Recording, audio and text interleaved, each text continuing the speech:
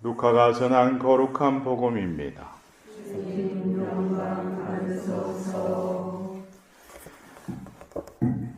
그때 예수님께서 눈을 들어 헌금함에 예물을 넣는 부자들을 보고 계셨다. 그러다가 어떤 빈곤한 가부가 렙톤 두 잎을 거기에 넣는 것을 보시고 이르셨다. 내가 참으로 너희에게 말한다. 저 가난한 가부가 다른 모든 사람보다 더 많이 넣었다. 저들은 모두 풍족한 데에서 얼마씩을 예물로 넣었지만 저 가부는 궁핍한 가운데에서 가지고 있던 생활비를 다 넣었기 때문이다. 주님의 말씀입니다. 그리스도님 찬양합니다.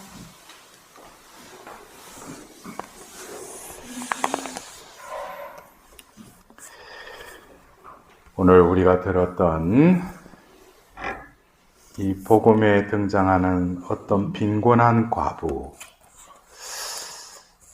이 과부가 어느 날 그 헌금함에 넣었던 이 일화가 어떻게 보면 세상이 세월이 지나면서도 이 과부의 이야기는 이 복음서에 있을 뿐만 아니라 이 기쁜 소식은 믿는 이들에게 선포되고 있습니다.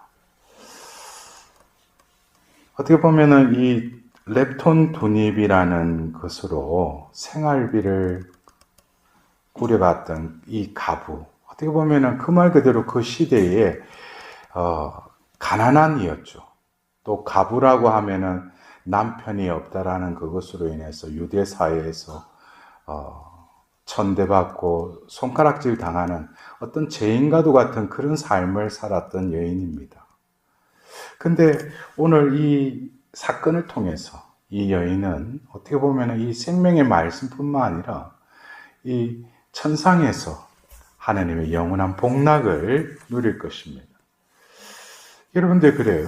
우리가 헌금하면은 어떤 돈에 국한해서 이렇게 생각들을 하기가 쉽습니다.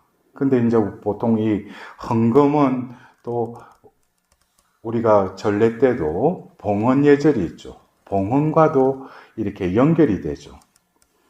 왜냐, 봉헌 시간에 우리가 헌금을 하니까. 근데 이 헌금, 봉헌이라는 것은 또 우리가 교회에 있어서 하나님께서 생명과 성화의 차원에서 어떤 이들을 불러서 또 그 삶을 살아가게 하는데 그 생활을 우리가 축성 생활이라고도 해요. 콘세크라시오 해가지고 축성 생활이라는 것도 이 봉헌과 연결이 되어 있습니다. 그래서 이 헌금, 봉헌, 이 축성이라는 것은 이 콘세크라시오라는 그 같은 의원을 가지고 있어요. 이 의미는 자기의 무언가를 떼어서 하나님께 바친다라는 그런 의미입니다.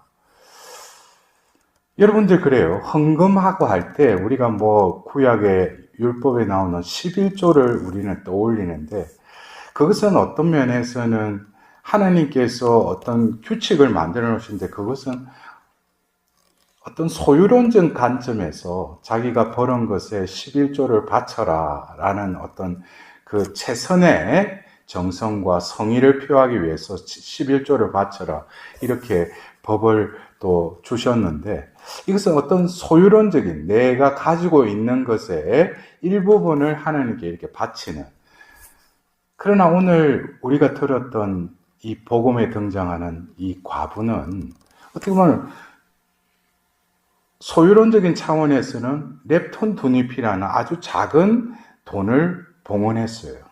그러나 예수님께서는 그 여인을 보시면서 그것이 그 여자가 가지고 있는 생활비의 전체라는 거예요. 생활은 뭡니까? 내가 먹고 살고 자고 내가 영위하는 삶을 영위하는 모든 것이 생활비에서 충당을 하지 않습니까?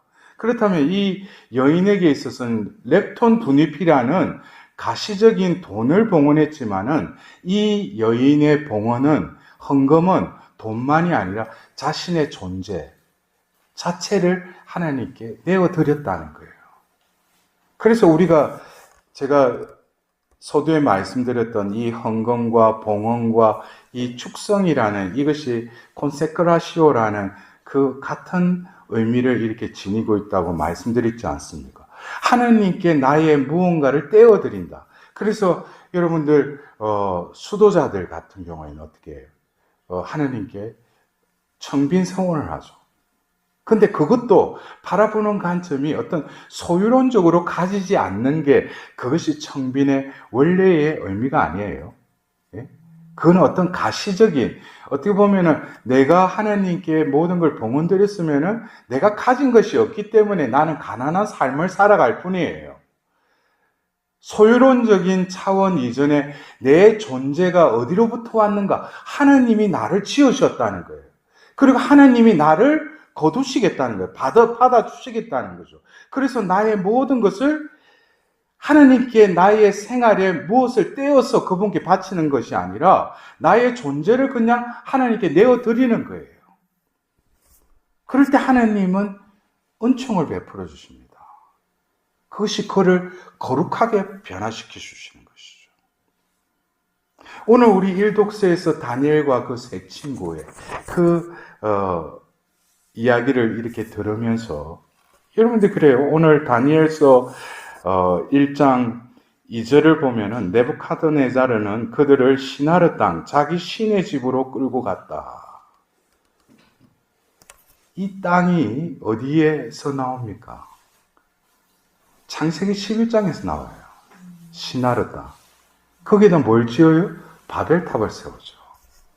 그래서 바벨탑은 창세기 11장의 바벨탑은 하나님께서 무너뜨리셨지만은 또 등장한다는 거예요.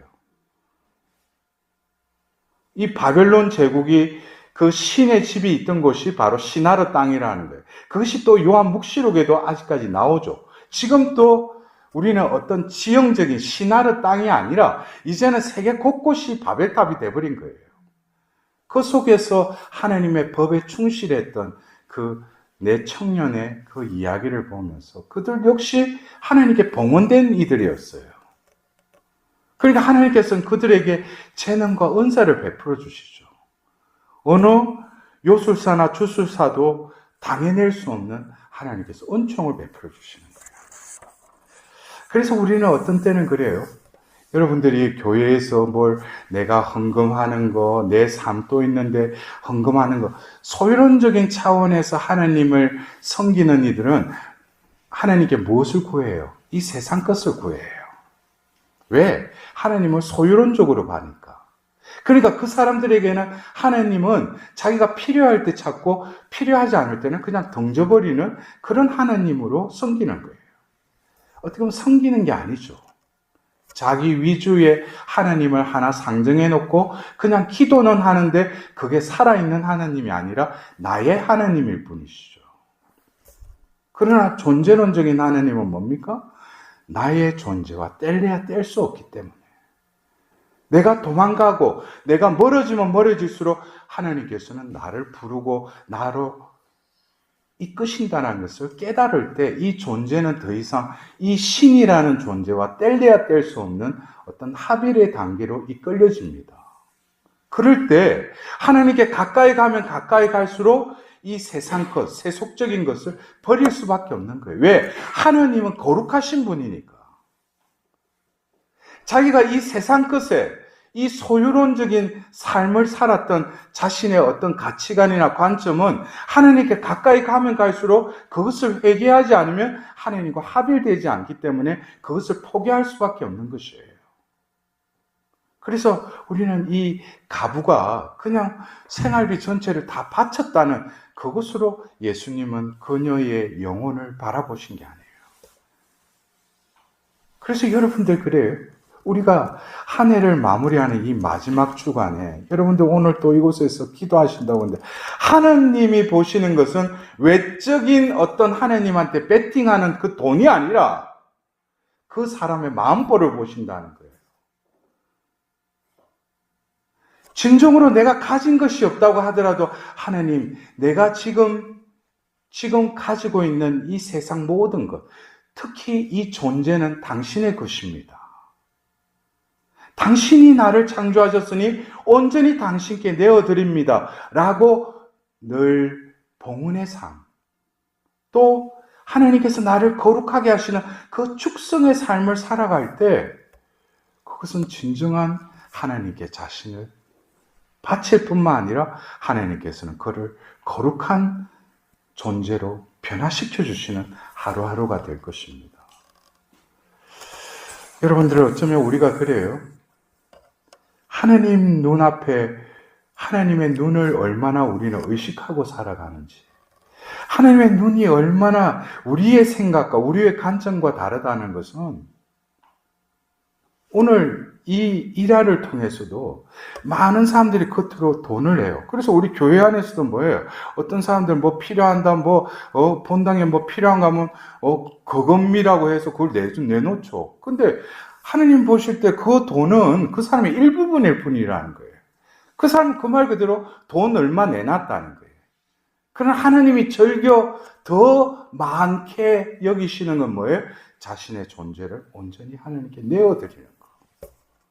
이것을 하나님께서는 더 많이, 더 높이 삼으신다는 거예요.